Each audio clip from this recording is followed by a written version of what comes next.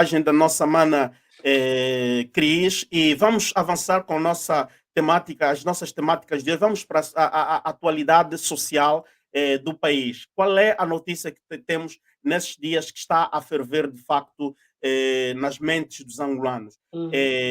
Os cidadãos de Luanda estão totalmente, não digo revoltados, mas preocupados com o estado dos edifícios coloniais. E Uhum. há mais sei lá de quantos anos foram construídos. Mana, Uhum. vais comentar, mas vamos ouvir o que dizem os cidadãos em Luanda.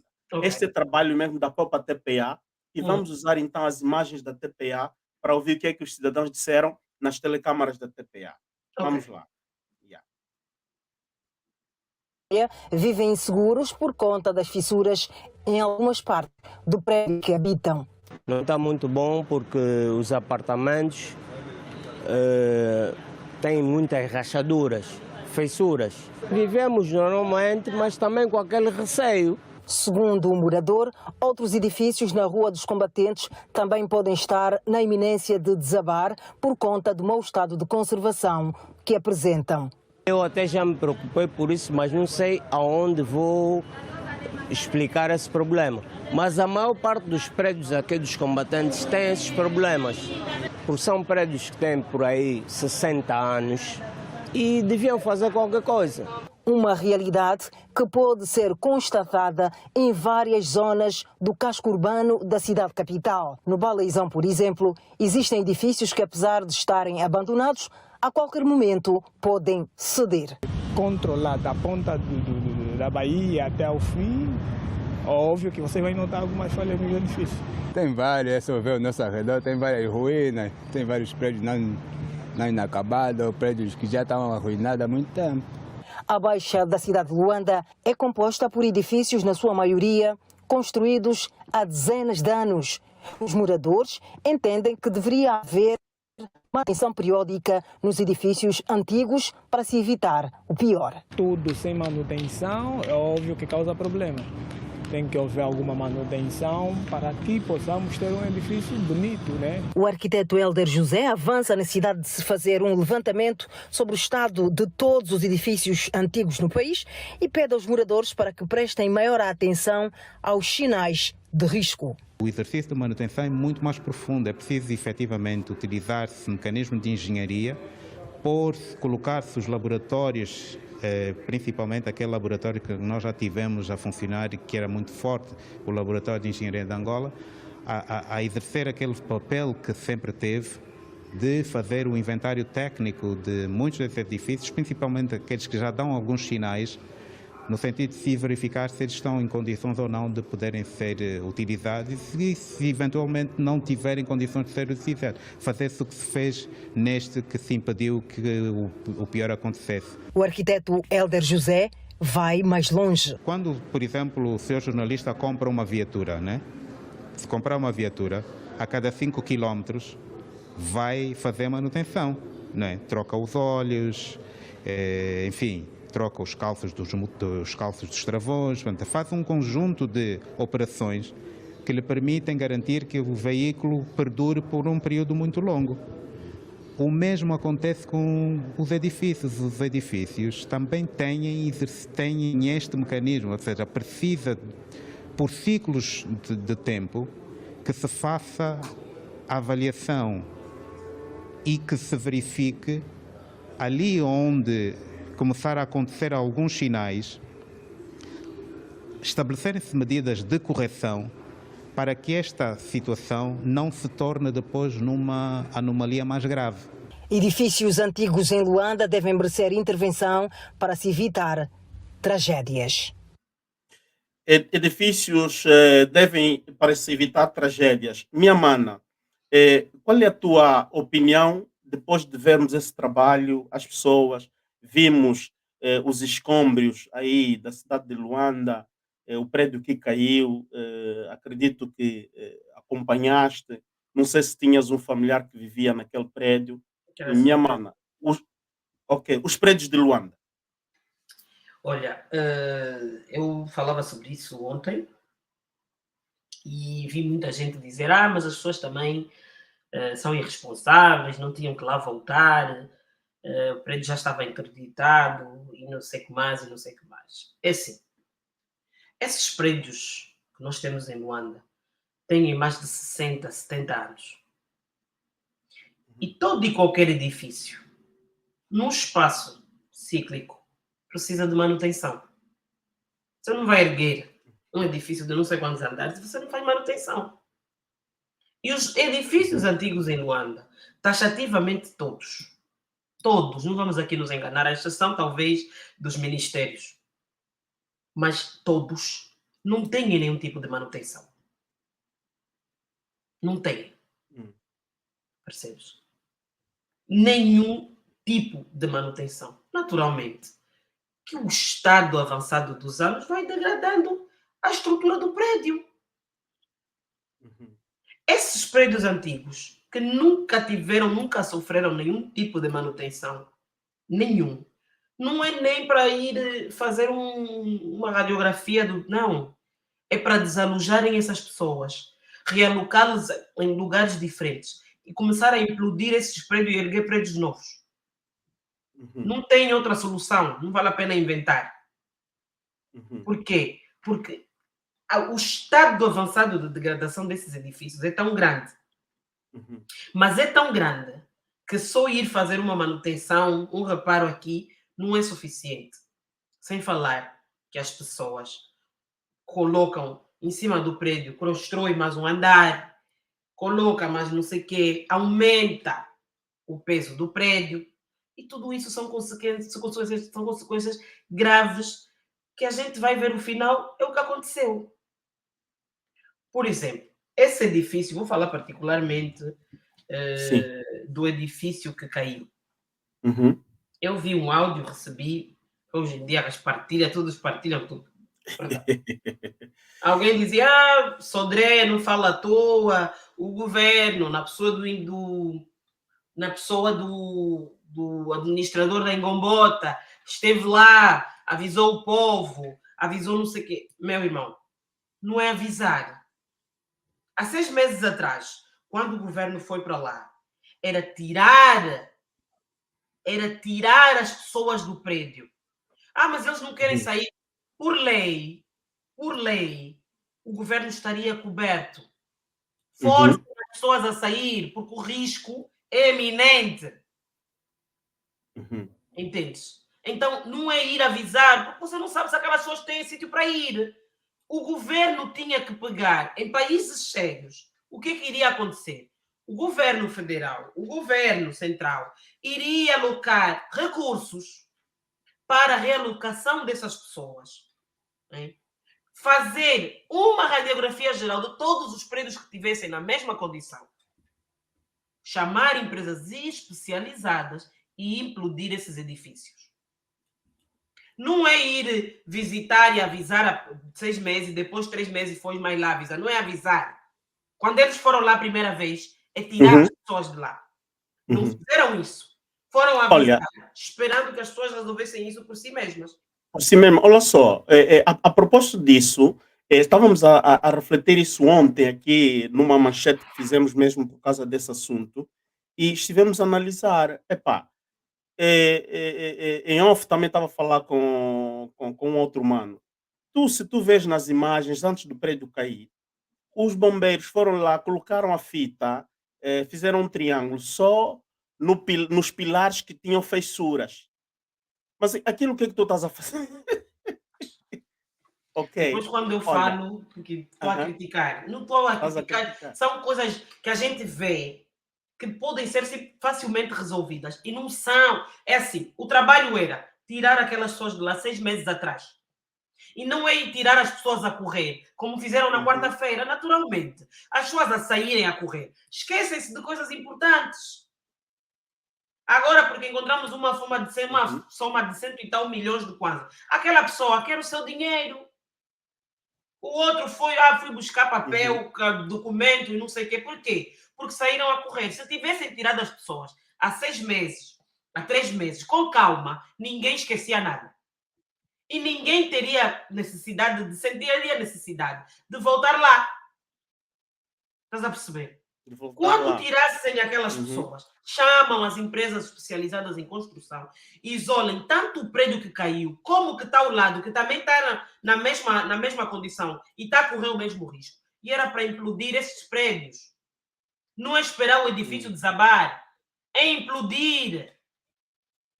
Faz a implosão dos prédios e começa a erguer outro e para depois realojar essas pessoas novamente. Uhum. Num país sério, em governos que funcionem, era isso que se faria. Mas não, foram avisar e esperar que as pessoas por si mesmas saíssem porque o prédio está a cair. Vocês, qual é o tipo de governo que fica à espera que o prédio caia ao invés de agir? E não só, houve um outro assunto lá mesmo que estivemos aqui a verificar, Cris, que era o seguinte: o prédio, depois de ter caído, o senhor governador apareceu lá de imediato e tal, e deram já, como posso dizer, orientação para começarem a mover os escombros. Mas não se faz, Cris, não se faz, ok? Tu, quando tens essa situação, era um prédio habitacional, vivia lá gente. Por baixo do prédio existiam empresas, que seja farmácia ou que lá, não é? Aconteceu aquilo. O que tu devias primeiro fazer, não é? Era isolar aquela zona toda, como é que se diz? Proteger aquela zona toda, vem mesmo um corpo da polícia a fazer o cordão e ninguém pode se aproximar. E começar-se a fazer primeiro como é que é? Como é que chamam aqueles tipos? Sempre são os bombeiros mesmo, os sapadores, ok? Para verificar de facto ficou pessoa viva, ficou pessoa embaixo, não ficou, tem um animal, não tem, e depois disso começar-se primeiro a recuperar os objetos que são recuperáveis. Exatamente. É Porque ali disso que vivia precisa. gente. E o moço disse: eu saí um pouco antes do prédio cair, tinha pessoas no edifício, no terceiro andar e no quinto andar. E Olha, tinha. Eu tinha. duvido que não tem pessoas naquele escombro.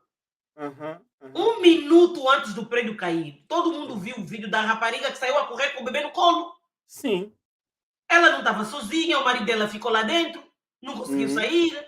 Como é que Uhum. os bombeiros vêm dizer que não há vidas perdidas? Há, Uhum. e não tem. Eu nem sequer sei se o corpo de bombeiros tem sapadores para fazer esse trabalho. Não tem. Eu sei também se o nosso corpo de bombeiros também. Meu Deus. Olha, vamos ainda ouvir o que o porta-voz deles disse. Isto foi ontem à tardinha, à noitinha. Vamos lá ouvir o que ele disse. Talvez hoje. Vamos lá ouvir. O dado importante sobre Vamos ouvir o que eles dizem. Muito bom dia, agora sim, prezado telespectador, em direto para falar com o porta-voz nacional do Serviço de Proteção Civil e Bombeiros para dar o essencial dos trabalhos realizados em relação aos escombros do edifício que ruiu na madrugada deste sábado. Não tarda nada a conferência de imprensa deverá começar. Há uma concertação que está a ser feita entre os meios de comunicação social. Queremos saber se já podemos falar com o porta-voz. Muito bom dia. Qual é, na verdade, o ponto de situação? Muito obrigado, caros jornalistas. Nós estamos agora no nosso terceiro ponto informativo, dar sequência daquilo que são as atualizações sobre os trabalhos que estão a ser realizados aqui na Avenida Comandante Valódia em relação ao edifício que desabou. Nós, neste momento, e pelo andar dos trabalhos, continuamos a descartar qualquer possibilidade de vítimas humanas e porque estão aqui a acompanhar, caros jornalistas, os nossos trabalhos já dão sinal que até precisamente às primeiras horas da tarde de hoje já teremos o local vedado, daí então descartarmos qualquer possibilidade que estava a se inventar de que haveria a possibilidade de vítimas humanas neste local. Também queremos aqui passar a informação e já em gesto conclusivo sobre o valor monetário que foi achado ontem em escombros deste edifício. Depois da comissão que foi organizada ter conferido o valor, temos então aqui a apresentar aos órgãos da comunicação e também para a opinião pública que estava neste edifício e foi achado recuperado neste edifício um valor monetário de 134.719.000 kwanzas. Repito, foi achado nos escombros deste edifício um valor monetário de 134.719.000 kwanzas. Estes valores, de acordo com a comissão, está a ser dado o seu devido tratamento, tendo em conta aquilo que são os parâmetros legais, e a qualquer altura, se algum dos moradores vir a reclamar sobre este valor, terá então de cumprir com aquilo que são os pressupostos legais, para que nas instâncias de direito vir a procurar resolver as questões que lhe dão direito à sua propriedade. Temos aqui avançar que agora temos o trabalho de recuperação de algum patrimônio que estavam situadas neste edifício, toda aquela zona que não foi comprometida com o desabamento do edifício passa a ser agora uma zona de rescaldo para se poder então proceder à recuperação de algum patrimônio que aí ainda se encontrava. Este facto contribuiu para uma paralisação de quase 2 horas. As empresas que estão a trabalhar para remover a maior quantidade dos escombros estiveram paradas quase 2 horas para dar a possibilidade aos proprietários em reaver o seu bem que ali estava sobre os escombros. Daí então garantirmos também que pelo andar dos trabalhos, e agora vamos começar a proceder à limpeza do pavimento, o que tudo indica, até amanhã, provavelmente às 6 horas, já teremos então este rodoviário liberado para a normal circulação, pois o governo da província entende que é um troço rodoviário bastante importante naquilo que é a mobilidade da nossa urbe. Nós queremos garantir aqui aos caros jornalistas de que toda a informação pontual a estes falhos sobre a limpeza do pavimento e também a remoção de alguns escombros do nosso edifício estão a ser garantidas por conta daquilo que são as empresas que estão mobilizadas, alguns parceiros que juntaram-se ao governo da província de Luanda para garantir a maior celeridade na movimentação e também no transporte destes escombros. De nossa parte... Ok. Portanto, acabamos de ouvir o senhor que tem a voz autorizada, a boca autorizada para falar, esteve aí a falar. Mana Cris, tens algum comentário? Porque eu tenho aqui agora um outro documentário sempre da TPA, onde os moradores, ou os que vivenciaram, os que testemunharam, não é? Ela que aparece oficialmente dizer que não houve, não ficou lá, não tem nenhuma perca humana. Nós vamos ouvir aqui agora outro cidadão, o que eles dizem, quando começou o problema e depois o que aconteceu. Não sei se tu queria já comentar agora ou vamos comentar isso. Posso pôr, não é?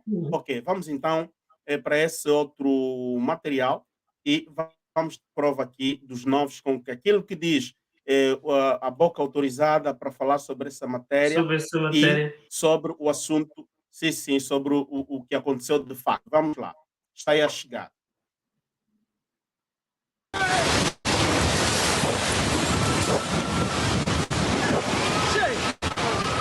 Parecia cena de filme. Vencido pelo tempo, mau uso e falta de noção, O edifício José Luís de Carvalho, número 41, na Avenida Comandante Valódia, desabou.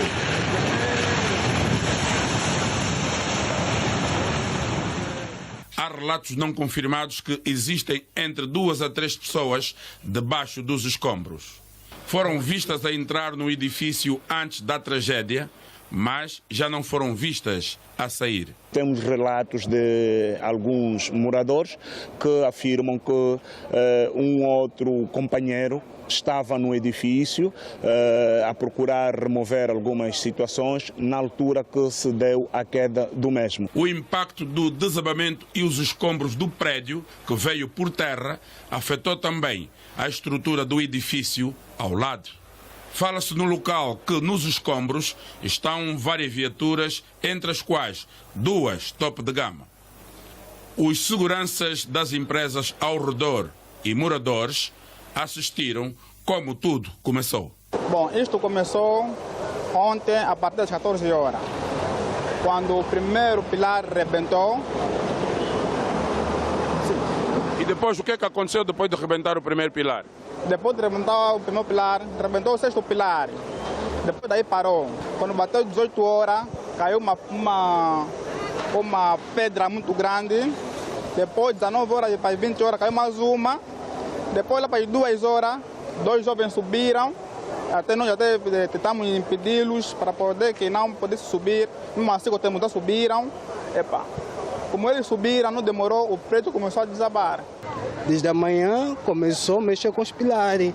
E os bombeiros e a polícia foram proteger o pessoal e todos os moradores do prédio. E foi assim que todos os moradores do prédio foram afastados e deixaram o prédio para ali. Aí, 22 horas, o prédio começou a desabar. Eu cheguei do serviço às 22h30 e o prédio já estava a degradar, um dos pilares. Exato, os bombeiros já estavam aqui há bastante tempo a pedirem para os moradores deixarem do prédio. E depois de algumas horas, 2 ou 3 horas, o prédio caiu, mas acreditamos que, eu depois de sair daqui, houve relatos que tem pessoas do último andar que estavam a gritar por socorro. Nós acreditamos que tem pessoas aí nos escombros.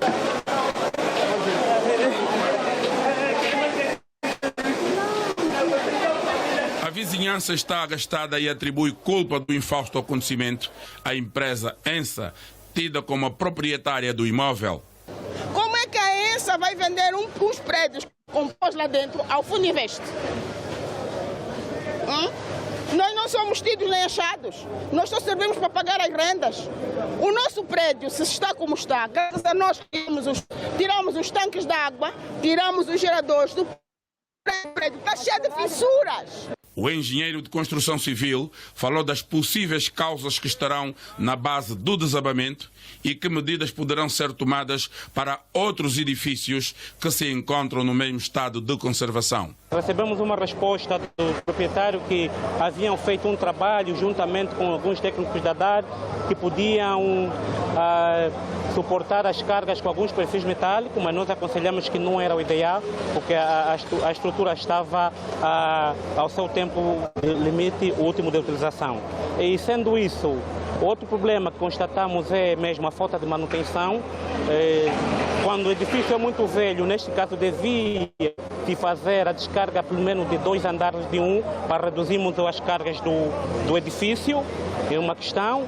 Outra é as alterações, houve alterações que impactaram de que maneira no rápido aceleramento da degradação do edifício, como construções ao lado, que estes tremores de terra também prejudicaram de que maneira a mexer com os pilares, a própria estrutura, e isto tudo culminou então no desabamento dessa propriedade.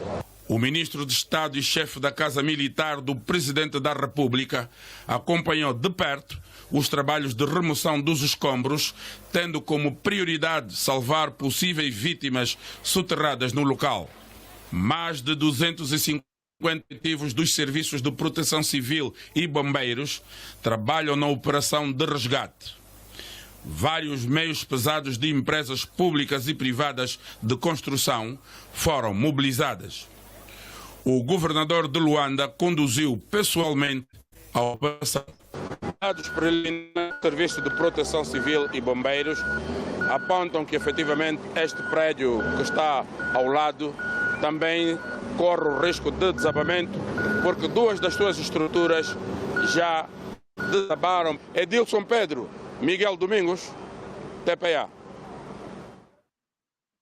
Yeah. Então, este foi o comentário da outra malta. Cris. Ai, meu Deus. Epa, vamos acreditar na opinião do cidadão. E olha bem que o próprio indivíduo, o porta-voz dos bombeiros, um dia antes, era noite que ele estava a falar, não é? Ele tinha elementos de que houve pessoas que ficaram lá dentro. E há quem está a dizer aqui agora que houve gente que antes do prédio começar a cair, tinha gente lá dentro a gritar socorro.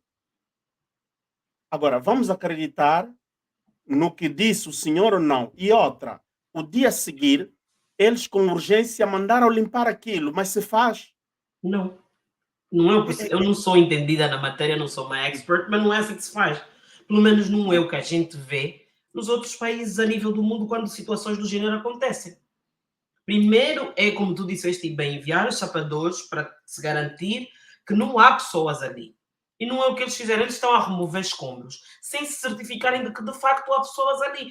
As pessoas não vão inventar que tem pessoas debaixo daqueles escombros, porque eles estavam lá, eles viram. E tem, o moço ainda disse, tinha pessoas no quinto andar, tinha pessoas no terceiro andar, e as luzes estavam acesas. Estavam acesas. E depois a culpa é de quem? A culpa para mim não pode vir dizer as pessoas assumiram o risco de lei. Não! Não, é o que eu estava a dizer, essa remoção das pessoas tinha que ser feita há 6 meses atrás. Para tirarem as pessoas com calma, para que ninguém corresse o risco de esquecer alguma coisa e sentisse necessidade de ir lá voltar. Implodir o prédio. Aquele prédio, aquele isolamento de michuruca que fizeram ali, aquilo não é isolamento. E já que tiraram as coisas a correr, não é? Tinha que ter uma equipa de plantão dos bombeiros e da polícia para garantir que ninguém entrava. E não tinha. A verdade é só uma. A situação foi totalmente negligenciada pelo governo. E a culpa é 100% do governo e não das pessoas que foram lá entrar. E mais nada. Vamos parar de que tem pessoas, eu tenho certeza absoluta que tem vidas perdidas ali embaixo. Eles não querem assumir a perca de vida. Com não sei quê, dinheiro. Tá, a pessoa, a dona do dinheiro, pode vir reclamar. Os meus documentos todos ficaram lá porque me tiraram a correr. Eu vou provar como que aquele dinheiro é meu. Qualquer documento, qualquer papel. Meu, Angola, as letras da Angola já subiram há muito tempo. Não sei o que está mais assistindo. Nada. Esta é a situação que nós temos. Então, meus manos que estão aqui no chat, nós queremos então pedir para vocês, vamos vos dar a linha aberta, podem telefonar para quem quer telefonar, a linha está aberta para poderem falar conosco, falar com a Cris, também ouvir as vossas opiniões, principalmente sobre esta situação do desabamento do prédio e também sobre digamos, a manifestação do dia 31. O nosso número é habitual, mas para quem não tem o nosso número, vamos já expor aqui o número do WhatsApp, para vocês chamar e perguntarem ou então opinarem sobre estes dois factos, sobre o desabamento do prédio e também sobre a marcha do 31. E se houver alguém que quiser também dizer alguma coisa sobre o empoderamento da mulher, o telefone está aí, chamem, eu e a Cris aqui estamos. Cris, eu fiz passar aqui aquele pequeno spot. Como é que foi? Como é que viste? O que é que notaste? Qual foi o teu impacto a ver aquilo? Qual é o impacto que criou em ti? Desculpa. Qual é o impacto que isto criou em ti? Qual spot? Não deste conta, vamos lá tentar novamente. Da mana da Alemanha? Ngamuturi Barroso. Eu gostei. Tem um tênis aí que eu gostei muito. Os tênis? Eu gosto muito de tênis. Gostei de um tênis E há umas 2 camisas também que eu vi, que estavam 2 jovens a usar, que eu também gostei muito. Muito mesmo, gostei. Ok, muito, né? Gostei, Yeah. sim senhora, Não, gostei. o que é que tu pensas? Porque estamos a falar sobre o empoderamento da mulher. Esta nossa mana, ela é angolana Uhum. e estamos a procurar, não é, dar visibilidade à O sua trabalho dela. marca, Uhum. que muita malta mesmo tenha o conhecimento desta marca e possam começar a adquirir. O que é que tu achas sobre muitas outras nossas manas que têm capacidade de criar, costurar, não é? São designers, também são costureiras, mas não são tidas nem achadas. Qual é a tua opinião sobre. Olha, falando mesmo seriamente, vamos falar da indústria do vestuário angolano. Uhum. A que ponto está e porquê e o que é que se poderia fazer para que as pessoas que trabalham nesse setor pudessem ter maior visibilidade e pudessem ganhar o suficiente para poderem viver e sobreviver? O primeiro passo começa pela reativação das fábricas têxteis, que nós até tínhamos. Eu era miúda na altura e eu me lembro muito bem que nós tínhamos Testang 1, Testang 2, nós tínhamos, até como tinha testa grande, me chamavam Testang. E a reativação dessas fábricas seria muito bom. Eu vou dar um exemplo. Há uns anos atrás, nos anos 70, quando o Thomas Sankara assumiu o poder no Burkina Faso, só mataram o Thomas Sankara porque ele era um visionário, pensava diferente de todos os líderes africanos na época. Por isso é que ele mataram. Os franceses mataram o Thomas Sankara. Usaram aquele palhaço do Traoré para matar o Thomas Sankara. Mas ele estava a desenvolver o Burkina Faso de uma maneira que, se ele não morresse, o Burkina Faso talvez hoje seria uma das maiores potências africanas. E uma das coisas, e isso para entrar nesse assunto, que ele dizia, é que nós vamos parar de importar roupa do europeu e nós vamos produzir, porque nós temos algodão. E o burkinense começou a fazer as suas próprias roupas. Nós podemos fazer a mesma coisa, nós temos mão de obra excelente, de qualidade. Nós temos material, nós temos algodão em Malange. Nós podemos reativar as nossas fábricas. Reative a fábrica de tecido. Olha, Cris, temos aqui uma chamada. Temos aqui uma chamada, é do o irmão Fênix, né? O mano Fênix. Muito boa tarde, Fênix. Mano Álvaro, boa tarde. Boa Bom dia, boa noite. Saudações de acordo com a hora do dia, mano. Cá estamos, cá estamos. A Cris também te está a saudar. Epá, muito bom, muito bom. É sempre um prazer ouvir a nossa mana.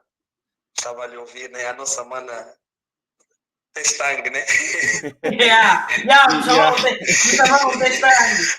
Não sei se ela era 1 ou 2.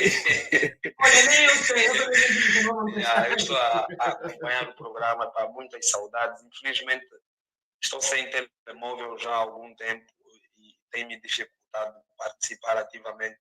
Não estamos à espera que alguém nos doe um telemóvel para nós estarmos na ativa. Vamos conseguir, vamos mobilizar os manos para ver se conseguimos resolver esse problema, pá.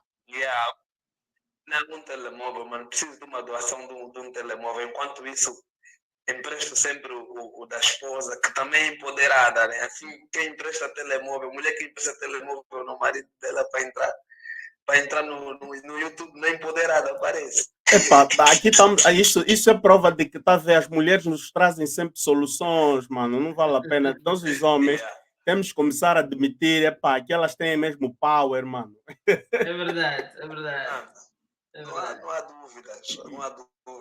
A voz não está muito boa, mas para não ocupar muito a linha, se calhar o mano Ageu, a mana Patrícia já estão ali a afiar a garganta. A mana Patrícia disse não quer que me atiram no jacaré.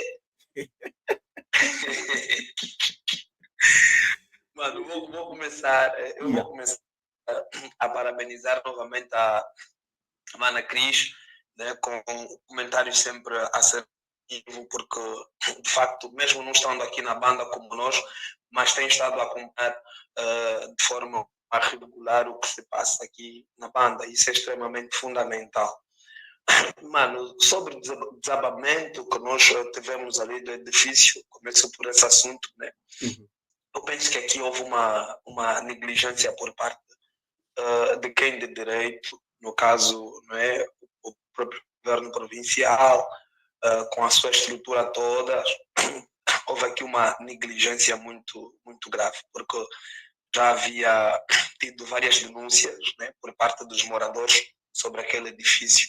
Por outro lado, também aqui eu trago sempre uma abordagem onde trago a maior responsabilidade na parte do Estado e também uma menor responsabilidade na parte dos cidadãos, né? Porque os cidadãos também estavam a ver a qualidade do edifício, que já não estava boa, mas ainda assim estavam a se manter aí dentro. O Estado poderia fazer mais, não é? No sentido de isolar com qualidade o local, ok? Inclusive o quarteirão todo, na minha opinião seria o quarteirão todo, porque aquele outro edifício que está ao lado, me parece que também não vai levar muito tempo, poderá cair. E julgava-se que poderia cair com o mesmo edifício.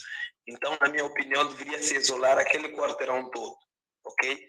E ter, sobretudo, policiais à paisana para controlar e impedir com que as pessoas entrassem no edifício. Porque nós também devemos reconhecer que temos alguns irmãos que são meio que teimosos, né? Outros nem tanto teimosos, mas em função das coisas que tem, e nós em direito dissemos aquilo que é o sentimento que nós temos às vezes por algum bem, ok? Pode ser uma caneca, uma fotografia ou a própria casa em si. Não quero acreditar que vai deixar a casa, ok?